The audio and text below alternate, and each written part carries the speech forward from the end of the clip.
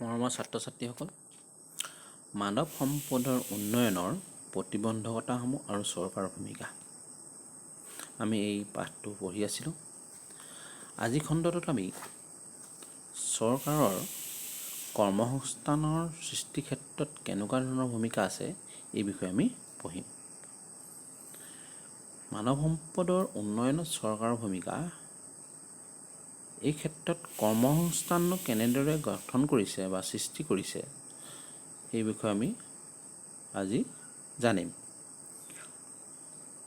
আৰ্থিক উন্নতি অবিহনে সমাজৰ সামগ্ৰিক উন্নতিৰ কথা ভাবিব নোৱাৰি। আৰ্থিক উন্নতিৰ বাবে প্ৰয়োজন হয় উপযুক্ত কৰ্মসংস্থান সৃষ্টি কৰিব লাগে। আৰ্থিক উন্নতি নহ'লে এখন সমাজ কেতিয়াও আগবাঢ়ি যাব নোৱাৰে। আমি আগৰ পাঠত পঢ়িছিলোঁ চৰকাৰে মানৱ সম্পদ উন্নয়নৰ কাৰণে শিক্ষা ব্যৱস্থা উন্নত কৰিছে, স্বাস্থ্য খণ্ড উন্নত কৰিছে, খাদ্যৰ ক্ষেত্ৰখনো যথেষ্ট উন্নত কৰিছে। ভাল স্বাস্থ্য আছিলে, সুষম খাদ্য পাই দেহটো ভাল হৈ আছে, ভাল শিক্ষাও ল'লে, কিন্তু কৰ্মসংস্থাপন নাই। কৰ্মসংস্থাপন বোলোতে আমি চৰকাৰী চাকৰিৰ কথা ইয়াত ভাবিব নালাগিব। ইয়াত কোৱা হৈছে স্বনিৰ্ভৰশীল। পৃথিৱীত যিমানবোৰ ধনী দেশ আছে তাত স্বনিৰ্ভৰশীলৰ ওপৰতহে বেছি গুৰুত্ব দিয়ে। তোমালোকে চাবা আমাৰ ভাৰতবৰ্ষতে যিকেইটা ধনী ধনী জাতি,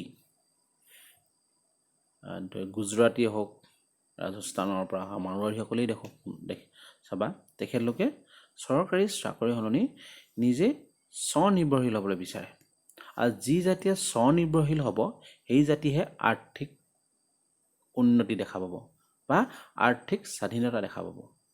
চৰকাৰী চাকৰি দৰমহাৰ কাৰণে যদি চেষ্টা কৰে তেতিয়াহ'লে সেই জাতিটো কেতিয়াও আৰ্থিকভাৱে স্বাধীন হ'ব নোৱাৰে।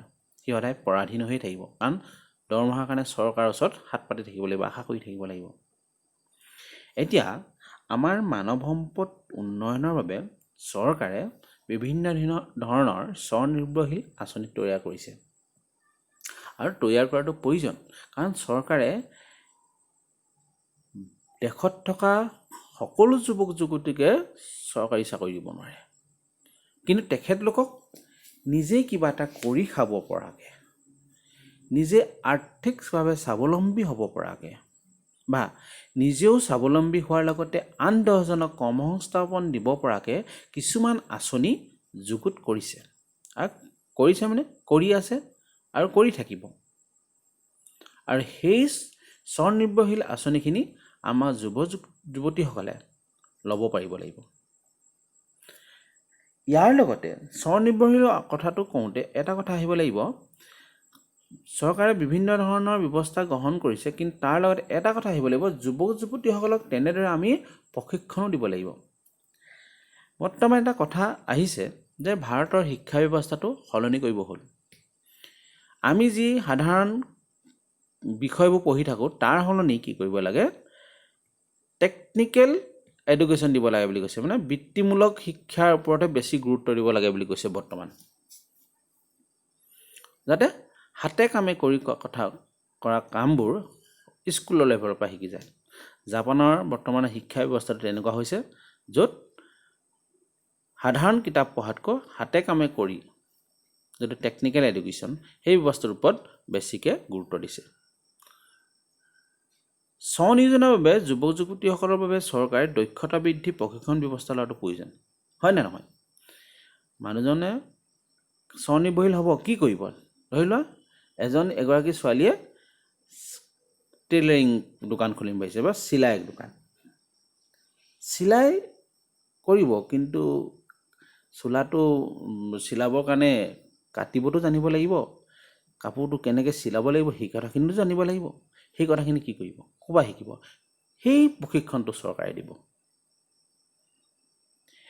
এজন যুৱকে গাখীৰ প্ৰডাকশ্যন কৰি গাখীৰ পৰা বিভিন্ন ধৰণৰ খাদ্য বস্তু তৈয়াৰ কৰিব বিচাৰিছে, কৰিম বুলি আশা কৰিছে, কিন্তু তেখেতৰ ওচৰত জ্ঞান নাই। কেনেকৈ কি জাতৰ গাই গৰু আনিব, কেনেদৰে সি পালন কৰিব, তাৰ যিটো গাখীৰ উৎপাদন হ'ব, সেই গাখীৰৰ পৰা কেনেকৈ তেখেত ক্ৰীম বনাব, দৈ বনাব, পনীৰ বনাব, এইখিনি তেখেতৰ জ্ঞান নাই।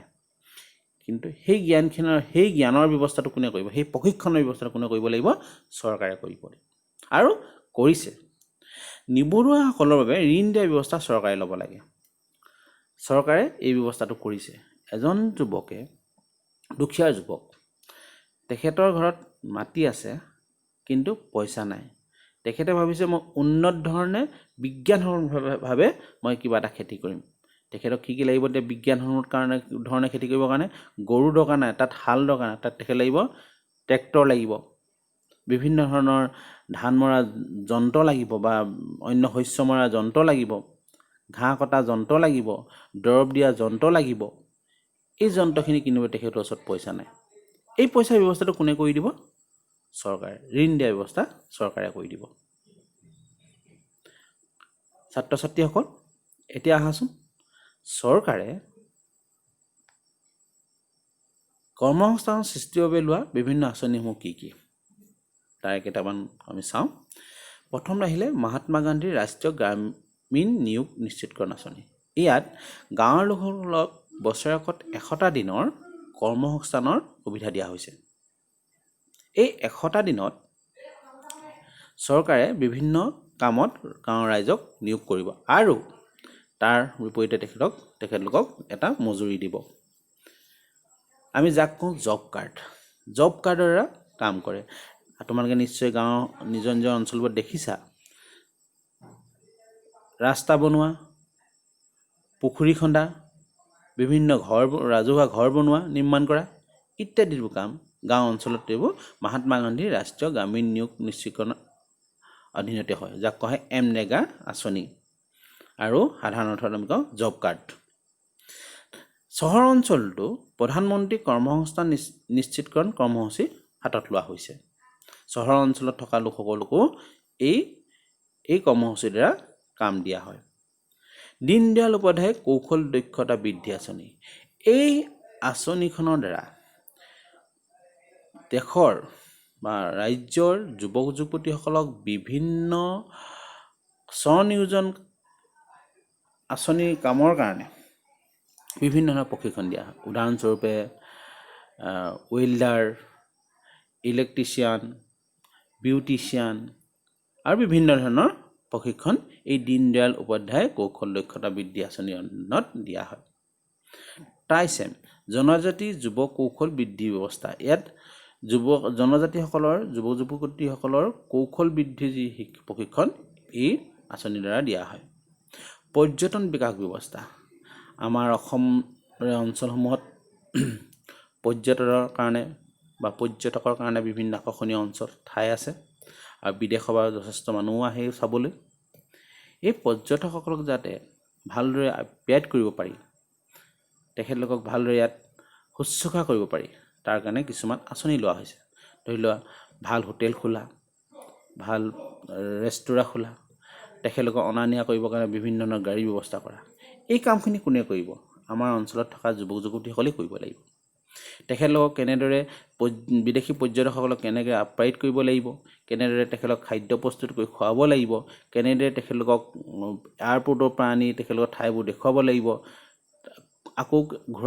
আকৌ তেখেতলোকক বিদায় দিবলৈ কেনেদৰে কৰিব, এইখিনি প্ৰশিক্ষণ এই পৰ্যটক বিকাশ ব্যৱস্থাৰ দ্বাৰা কৰা হৈছে। যেনে টুৰিষ্ট গাইডৰ কথা ক'লোঁ মই, হোটেলত কুকিং ব্যৱস্থা কৰা ইত্যাদি ইত্যাদি কথা।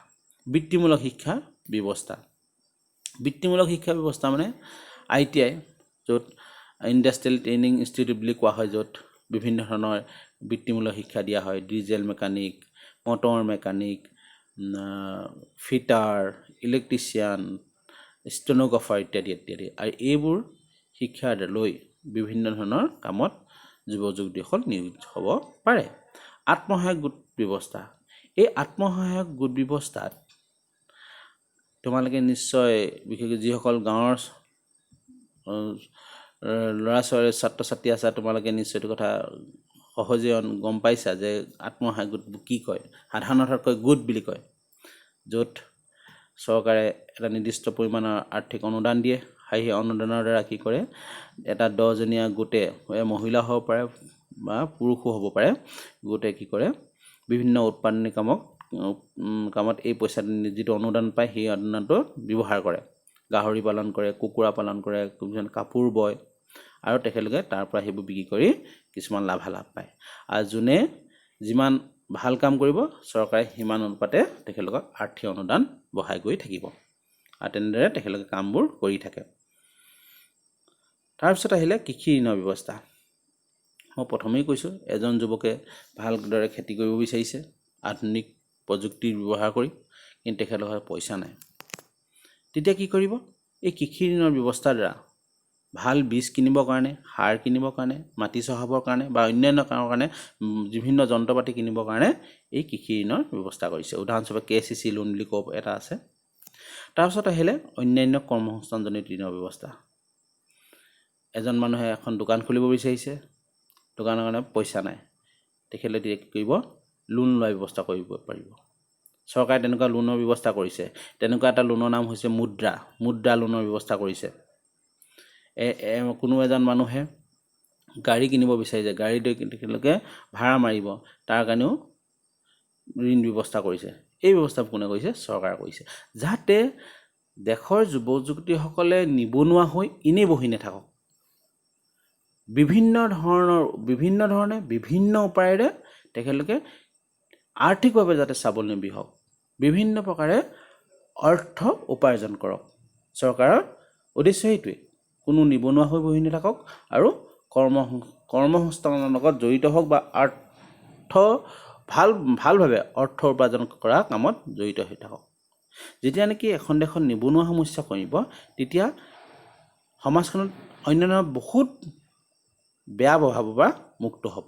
যেনে উগ্ৰবাদী সমস্যাৰ পৰা, চুৰ ডকাইতৰ সমস্যাৰ পৰা, অন্যান্য সমাজ বিৰোধী কামৰ পৰা আমাৰ সমাজখন মুক্ত হ'ব। যেতিয়ালৈকে আমাৰ দেশত নিবনুৱা সমস্যা থাকিব, তেতিয়ালৈকে আমাৰ সমাজত তেনেকুৱা সমাজ বিৰোধী কিছুমান কাম হৈ থাকিব। আৰু কৰ্মসংস্থান যেতিয়া পৰিমাণটো বাঢ়ি যাব, প্ৰত্যেকজন যুৱক যুৱতীয়ে নিজৰ কৰ্মসংস্থান যেতিয়া উলিয়াই ল'ব পাৰিব, তেতিয়া আমাৰ দেশত বা আমাৰ ৰাজ্যত বা আমাৰ সমাজত বিভিন্ন সমাজ বিৰোধী কামবোৰ লাহে লাহে কমি আহিব, এটা হাত গৈ একেবাৰে নাইকিয়া হ'ব। ছাত্ৰ ছাত্ৰীসকল, এটা কথা কওঁ, তোমালোকেও পঢ়ি শুনি চৰকাৰী চাকৰিৰ কাৰণে নহয়, নিজে কিবা এটা কৰি খোৱাৰ কথাহে চিন্তা কৰিবা। তেনে কৰিলে নিজেও আৰ্থিকভাৱে উন্নতি হ'বা আৰু দেশৰ আৰু ৰাজ্যখনৰ আৰ্থিক দিশটো তোমালোকে টনকিয়াল কৰিব পাৰিবা। ছাত্ৰ ছাত্ৰীসকল, মই এই পাঠটো আজি ইমানতে সমাপ্ত কৰিছোঁ। ধন্যবাদ।